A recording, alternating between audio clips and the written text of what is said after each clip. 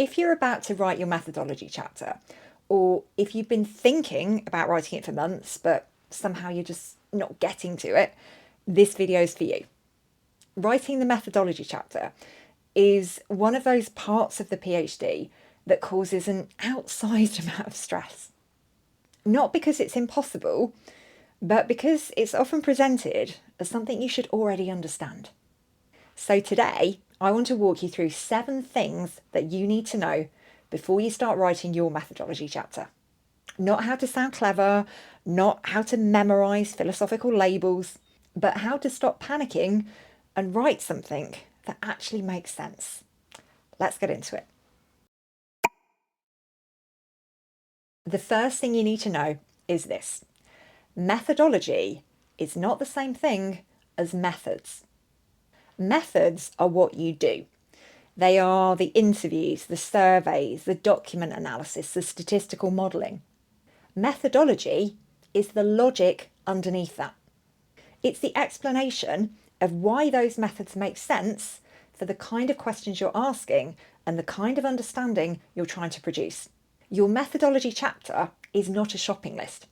It's not, I did interviews, I transcribed them, then I coded them. It's the story of how your study is designed to address your research aims and answer your research questions. It's the why behind the methods. It's what led to the methods. Next up, we'll dive into the whole philosophy thing. A lot of people approach methodology as if it's some kind of hidden exam. Like there's a correct philosophical position, and if you don't declare it confidently enough, someone's going to shout at you. Now, in reality, examiners are usually asking something much simpler. Does this study make sense? Can you explain what you're studying, why this approach fits, and what claims that enables you to make? They are not asking whether you're a philosopher, whether you've memorized definitions of paradigms, or whether your methodology is pure. Methodology is not about sounding impressive. It's about making your reasoning visible. This one causes a huge amount of unnecessary anxiety. You are not expected to have your entire methodology completely nailed down at the start of your PhD. Or, if I'm being honest, even halfway through. Methodological thinking usually becomes clearer through reading more, through refining your questions, through trying things out. And if things are changing as a result of doing those things, that does not mean that you're doing anything wrong. That is the PhD. Get into the comments on this one. How are you feeling about your methodology chapter right now? Whether you haven't started it yet, or whether you're on draft 27, what is your overriding emotion when I say the words methodology chapter? And if you're a seasoned researcher and your PhD methodology chapter is long, done, dusted, polished, finalised, was there anything that you learned during the process of putting that chapter together that could be helpful for other people? What did you learn during the process of writing that you can share with others? We need to talk about paradigms. Yeah, I know. Now, I'm not going to go into loads of detail on this because I've made quite a few videos about paradigms, and I will link to one of the general ones on screen right now. But I do want to say this. You're probably not going to be asked to stand up and declare, from now on, I'm officially a critical realist, or from now on, I'm officially an interpretivist. Paradigms are better understood as things that you lean towards, rather than things that you have to absolutely rigidly stick to. They describe how you're already thinking about things like what counts as knowledge, what kind of data feels meaningful, and what kind of claims you feel comfortable making. Here's a deliberately silly example.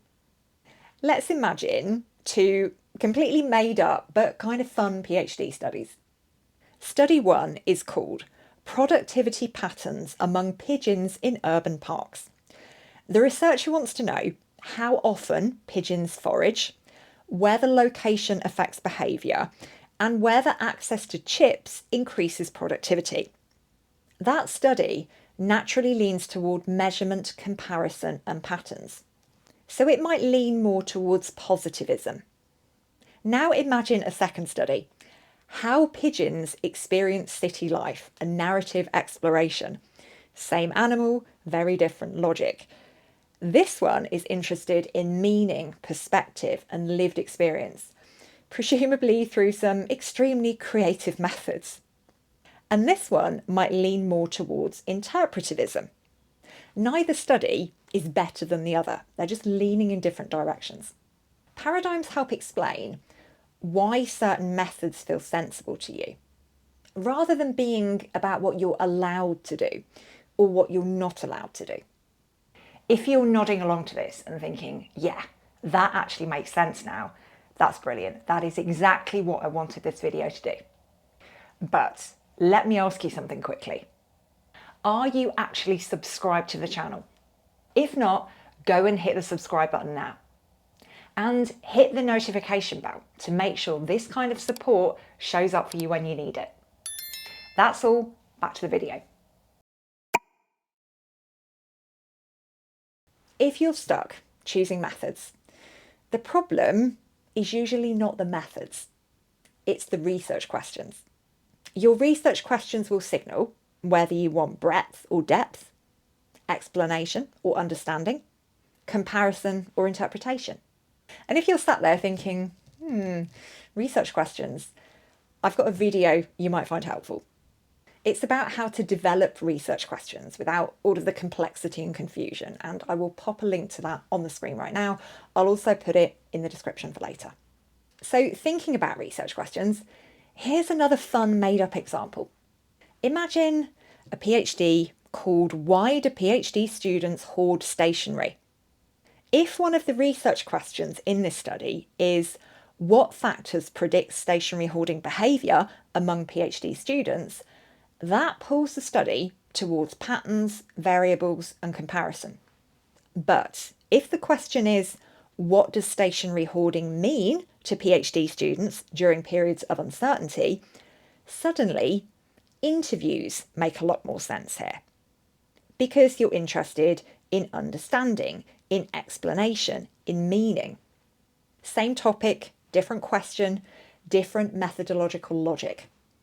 When your methodology feels confusing, go back to your research questions, because they do a lot more work than you think.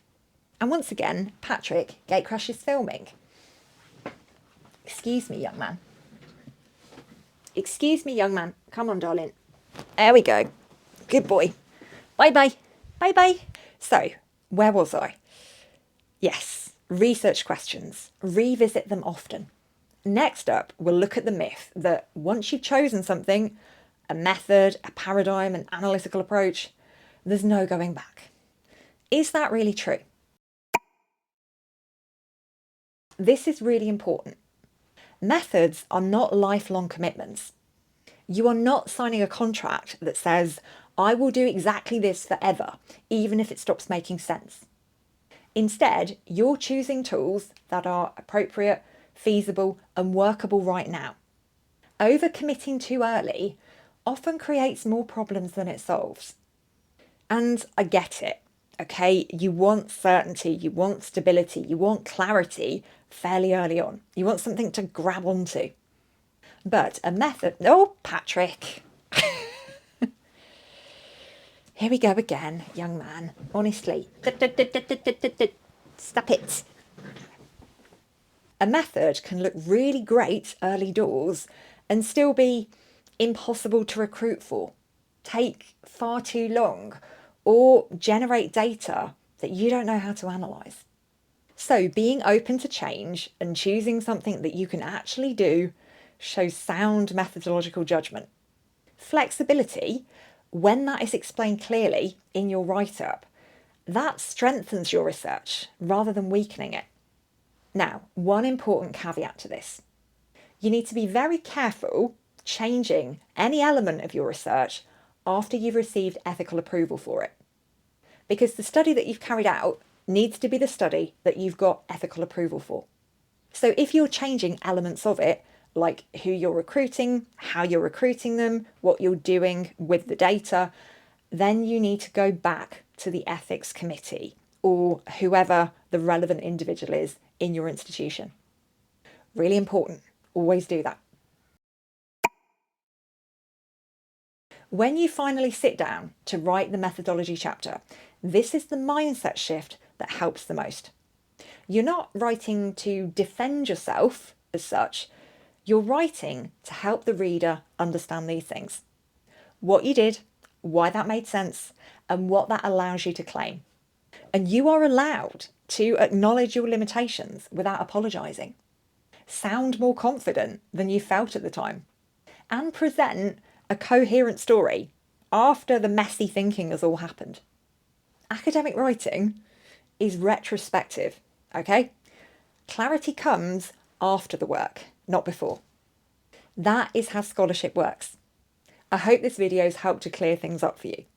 And if you liked it, I've made a lot of other ones about the key wobble moments along the PhD journey. I'll link to a couple of them on the screen right now, so go and check those out. I'll see you in there.